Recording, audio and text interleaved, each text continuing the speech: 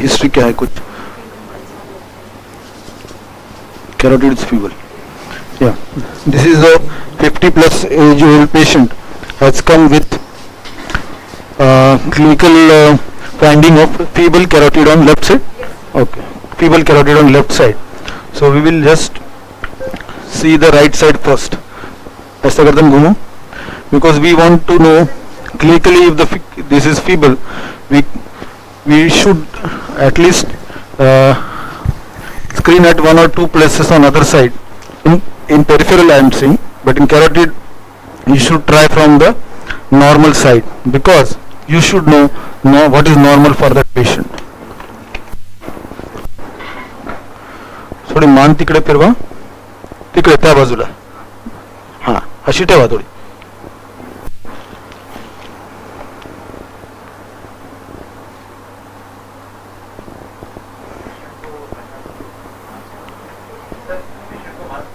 हाँ बिल्कुल, खालून खालून खालून.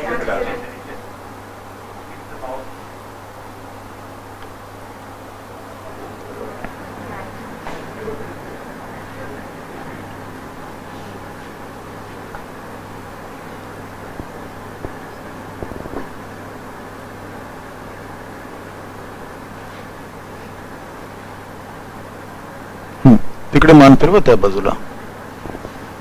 बस. So we'll start from right side.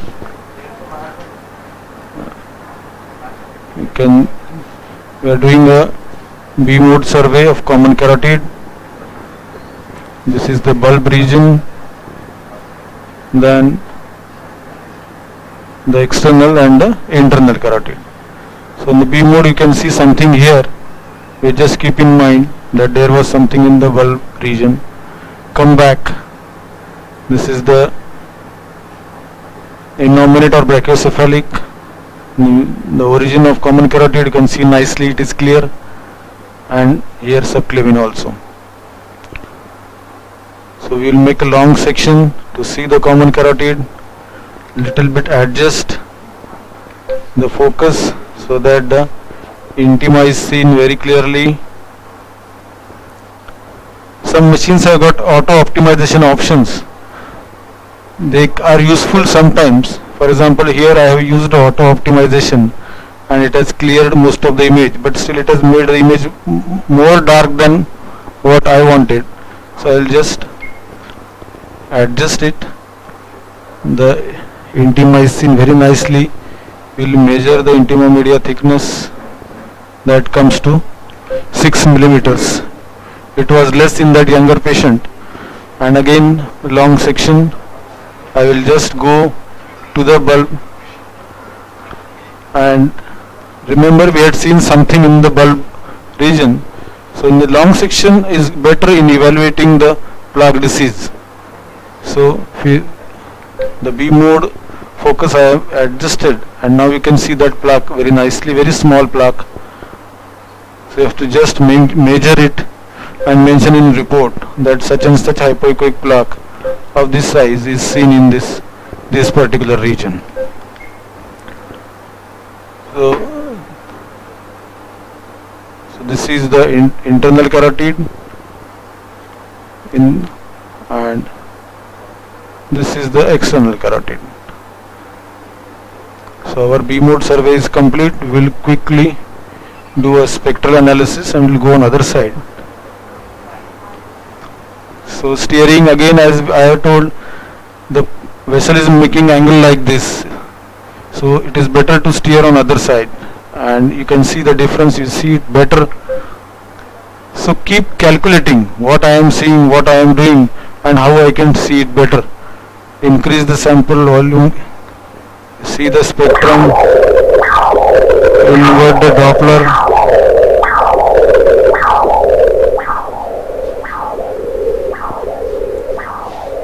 Nicely seeing mixed type of spectrum. The notching, as I told, it's a mixed flow, so you are getting it notching here. So we'll go back to the bulb region. We'll steer to other side. Now flow going away becomes red, right? It was coming flow red when we had steered towards his heart. Now we are steered towards the brain. The carotid blood in the carotid artery going there. So we are in the bulb region here, and you can see that small amount of reversal in the bulb. It is maintained. The plaque is there. We increase the 2D gain. You can see that plaque, the reversal, and the internal carotid. So we will sample the internal carotid. We know it is normal. See the difference. The younger patient had different type of flow, and this patient has got different type of flow. This is classical internal carotid flow. Good peak, broad spectral window, and gradual reduction in the velocity, and very good forward diastolic flow. We'll just see for the sake the external carotid artery, reduce the sample volume to the size of the artery. See, all other settings once done, you need to do finer adjustment as per the need or as per the vessel you are seeing. External carotid, simple, same. We will just see the vertebral artery. This is carotid going laterally, vertebral artery. You adjust your focus, make it better so that the vertebral artery is seen. Wherever seen is where the artery is seen better, and wherever it is, you can make an angle with the probe is good. We'll just try to steer on the other side. See, nicely seen. If you can increase this, you will see it in between all complete course, but that is not required. You have to keep the width of the color box as minimum as possible. That will increase the frame rate, and that will reduce your examination time. Checking spectrum again, reducing sample volume, and now this vertebral low amplitude flow, continuous forward diastolic flow, good spectral window, and everything is desired, right? So we'll go to the side where the clinicians have mentioned that the carotid pulsation are weak. गर्दन इधर घुमाओ, मान इकडे ही बघा, हात खाली ठेवा थोडा.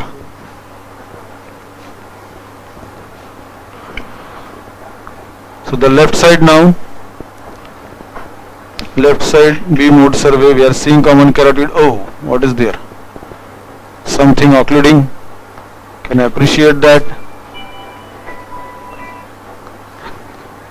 Does he have any history of CV or something? Clinically? Yes, CV. Okay. So this is the importance of doing B mode survey. We know at the bulb region there is a large ISO2 hyperechoic lesion or space occupying thing that is occluding almost completely the internal carotid. As you can see, this is common carotid.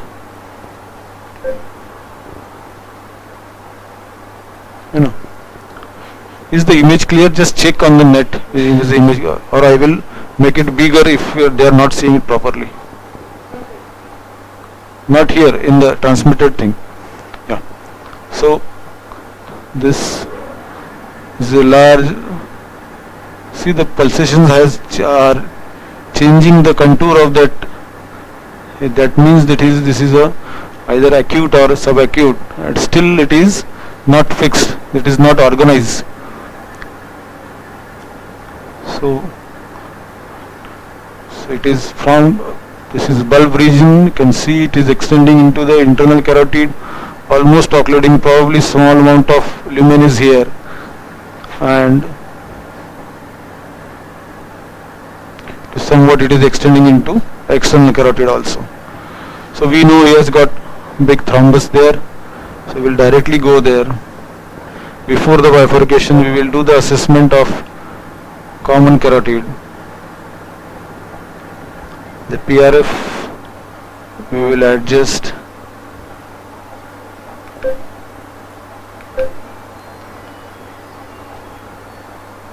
and we will do a spectral assessment.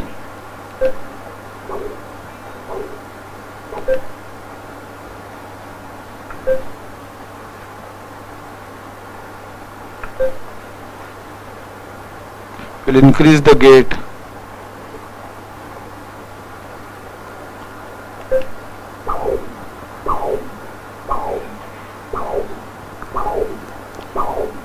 See the type of flow here. I will adjust the scale little bit so that we see it nicely. This is common carotid artery. Why this is happening and what is happening? This flow is almost like a external carotid artery. You are seeing sharp peak, there is fall, the flow is almost reaching baseline, and there is very low diastolic flow velocity. If you see the peak systolic velocity is only 40, it was almost 100 on the other side. The end diastolic volume velocity is 4. So what has happened? The systolic flow is low amplitude. The diastolic flow is grossly reduced. So, and this is almost an externalization of flow. What this indicates is the blood is almost going to the external carotid artery and internal carotid artery is not seen, or there is major obstructive disease distally. This we can see, this we see in other occlusive diseases also, or severe stenosis also. The vessel proximal to the obstruction or the stenosis, that will show very small systolic peak, maybe only systolic flow with very low amplitude, that sometimes they call it as a stump flow. So we'll move towards the bifurcation. This is the internal carotid. I will remove the spectrum here. We'll concentrate on color. So now we need to, we are not seeing any flow in the internal carotid. So what I would do is first reduce the scale to detect if there is any low flow. So there is minimal flow going through that narrow part, but it's not very much. And distally there is no flow. Other thing what I was telling in the beginning is the pulsatility. See the pulsatility. The carotid is pulsatile. It is expanding and recoiling back as per systole and diastole.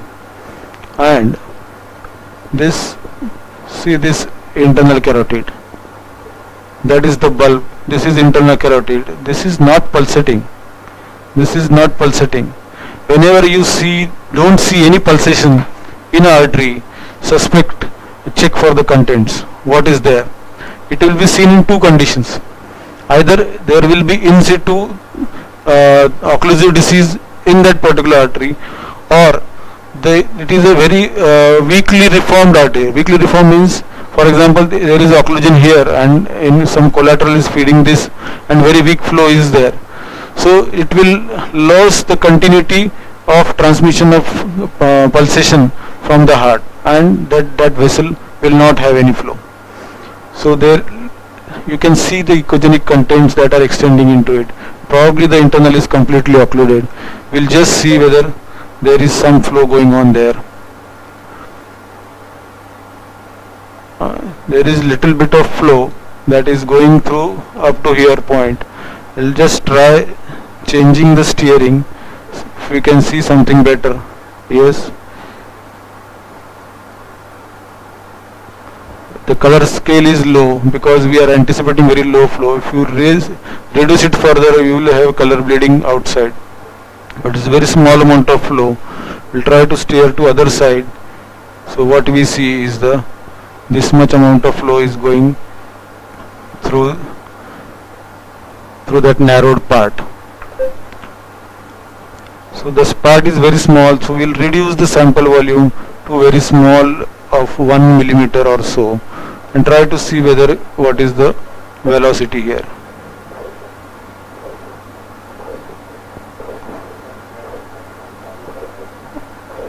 You see very small peak, and I'll raise the baseline for you. Increase the scale so that the spectrum is accommodated in the window.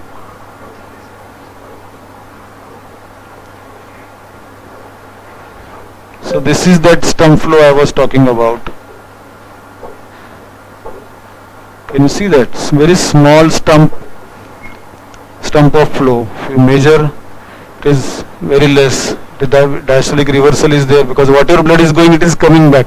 There is no flow, there is no scope of moving that blood forward. It is coming back. So this is stump flow that indicates that there is distal complete occlusion. And as we see here,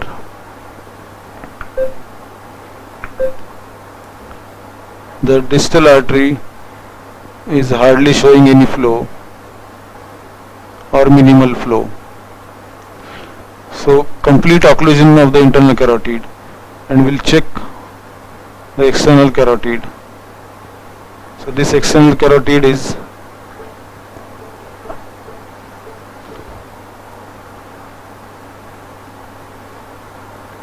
little bit increase in size, and we'll check the flow. How is the flow? Remove auto calculation, Doppler invert, increase the Doppler gain.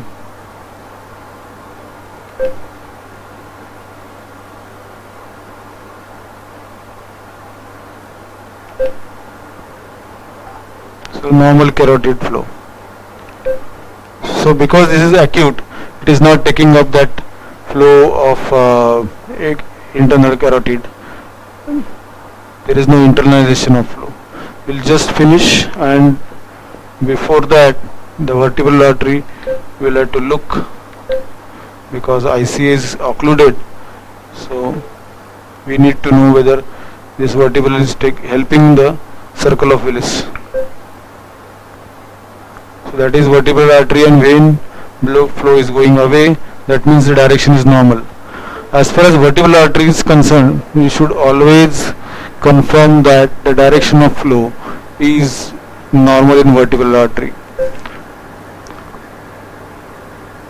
So vertebral artery has got similar flow as it was on the other side.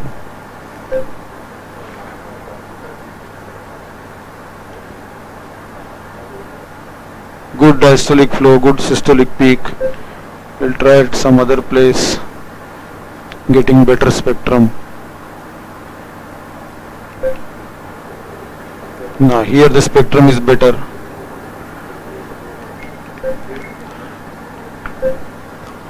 While sampling the arteries, for example here the vertebral artery is nearer to the probe here, and it as you go up it goes away from the probe. So ideally you should sample it wherever it is near to the probe, because if the sampling from the distal or the deep part, that requires more energy. The PRF has to be adjusted, and it becomes sometimes difficult to get good information. So for getting good spectrum, you remember that nearer the artery, better you can get the flow characteristics. So vertebral is normal here. So this patient has got complete occlusion of ICA, and in the bulb region it is near total occlusion, and you can see very small amount of flow in the proximal ICA. So I think we have one more patient. Sir, there is a question. Right. Can you elaborate on normal and abnormal spectral waveform in internal jugular vein? Venous Doppler we are taking a separate program in near future. We will discuss all the veins in the body at that time. But as we said, the proximal veins, they have physicity, and according to cardiac cycle, their flow pattern adjusts. Flow pattern is variable. What is the criteria for vertebral artery hypoplasia? Vertebral arteries, the flow is many times not equal on both sides, and you can get less amount of flow in particular one vertebral artery and more amount of flow in vertebral artery. You can compare the luminal diameter of both arteries, and if the flow is less, but it will be always forward flow. So that if it is a forward flow, you can label it as normal, and we can just mention that the preferential flow is more from that particular vertebral artery and it is less from this particular artery. So what should we measure as intima media thickness when we can see that vessel wall is asymmetrically thickened? Asymmetrical thickening, intimal thickening is usually uniform. Intimal thickening is usually uniform, and asymmetric thickening denotes that there is a plaque disease. So you can measure it separately. Patient can have both. Patient can have intimal thickening as well as plaque. As this patient had normal intima but a small plaque in the carotid bulb. So likewise you can describe it separately, that the average intimal thickness is this much, or the maximum intimal thickness at this point is this much, and if plaque is there you can measure separately. So what is the normal IMT? IMT more than 1 millimeter is taken as abnormal. 1 millimeter. 1 millimeter. So we have patient. And sir, how to interpret waveform? Which one? Subclavian cilia? Yeah, we could. Cilia, okay. No. Sir, how to interpret waveform for heart disease like cardiomyopathy or valvular heart disease? We did not, we are not required to do that. That is a clinical diagnosis already established by echo and other investigations. What we need to mention is that if there is variation in normal pattern of that particular carotid artery, you have to just mention that there are more peaks or more notches in the diastole, or any other thing you find that is same on both sides. So this has to be due to systemic disease. What we have to find is there that flow is abnormal. Our role is to find carotid disease only, and flow dynamics that are changed due to that carotid disease. Sir का intro करा तुम दोनों का. I am along with me Dr. Harish Chandak sir. He is Vice President IRIA. I welcome you sir. And Dr. Amit Disawal, he is Secretary WIDRED. Welcome you Amit. Sir को कुछ बोलना है तो.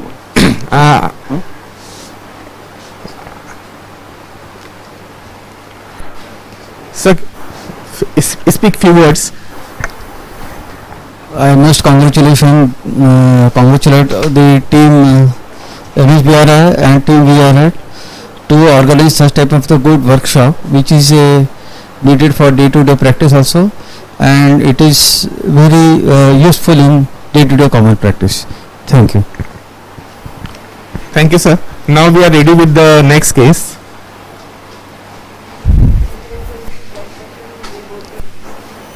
Okay. Okay. So age. This is 52-year-old male patient.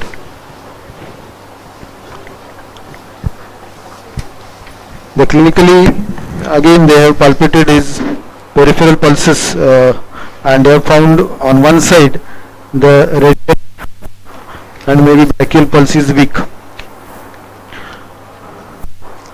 So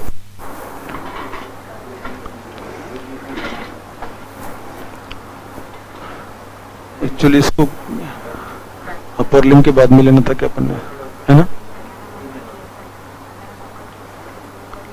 हाँ, okay, या I think नहीं, उसके उधर साइड में मैं नॉर्मल ले लेता हूँ, normal upper limb and then abnormal upper limb, है ना? We will do the 2-3 cases. I think with the carotid cases we have, we will just share with you how the pattern flow is changing in certain clinical situations. Carotid.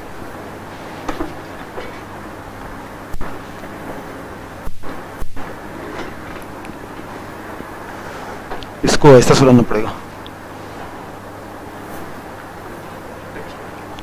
इधर hand mic दे, madam hand mic दे दो.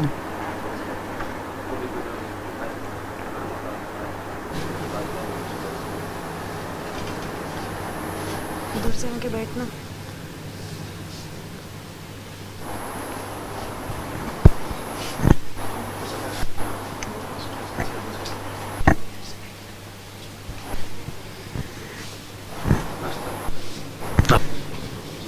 वहाँ चाह दे. Knock knock बता दें. हाँ. इधर का नहीं दिखता.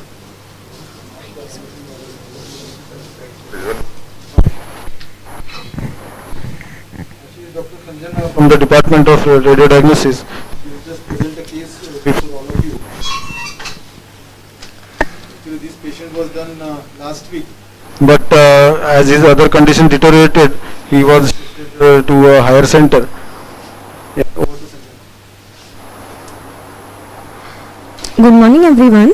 This is a 60-year-old patient, known case of hypertension and diabetes mellitus.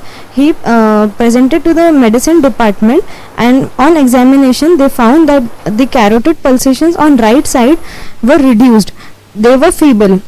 So they advised carotid Doppler, and the patient was referred to radiology department for the same.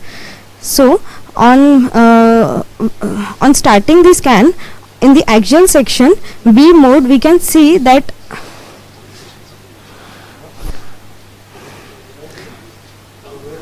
the common carotid artery, there is a atherosclerotic plaque along the walls of the common carotid artery, which is extending further into the bulb and in both the branches, the internal and the external carotid artery.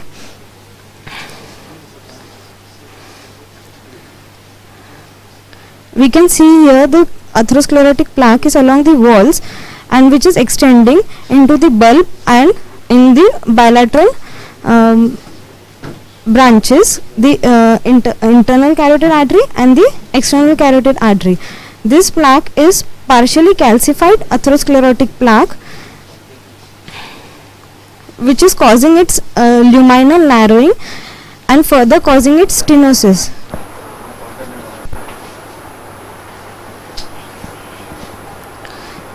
On color Doppler scan of the common carotid artery, while we put the spectral Doppler, we can see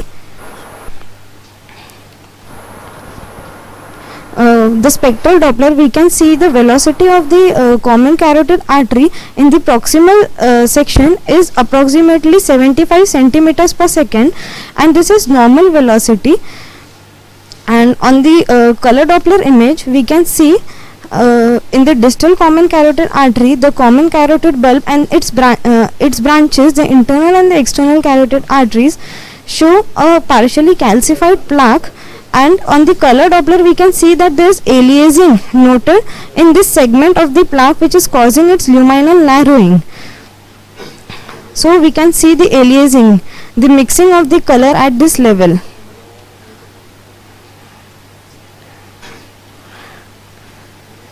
So in that segment of the common carotid artery, the bulb of the common carotid artery, when we put the spectral Doppler at the level of the stenosis, we can see that the velocity is approximately 300 centimeters per second. Initially we saw the velocity of the common carotid artery proximally, which was 73 centimeters per second.